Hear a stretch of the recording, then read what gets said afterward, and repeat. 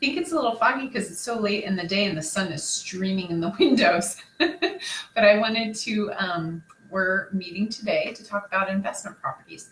I apologize that I missed you yesterday. I was in terrible traffic down from Lake Oswego. So investment properties. One of the things that I think is super important for everyone to understand that's very complicated is a lot of people use real estate as your retirement, right? So what does that mean?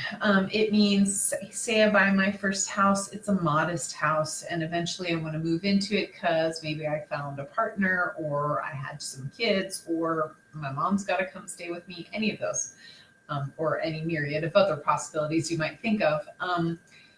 So I move into my second house.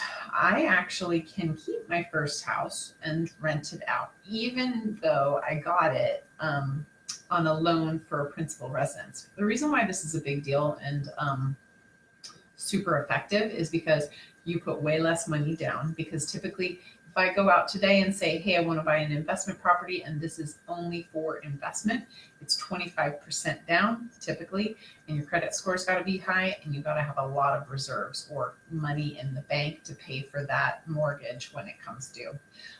Most people don't have 25% on a home that's an average sale price of 400 grand. So usually the easiest way for normal people to get into rental property is I move up and I keep my old house and I buy my new house, and my old house becomes a rental. You are totally allowed to do that as long as when you bought your first house, you intended to live there and you lived there for at least a year. And then let's see. So if you can't do it that way, if you're going to actually do it the straight investment way, then you're going to get a loan. You're going to put 25% down, and they're going to consider part of your income as the rents. So that's the other really nice thing is, you know, if I'm a W-2 employee, I'm making a regular salary. It's difficult for me to be able to afford to get double mortgages, right?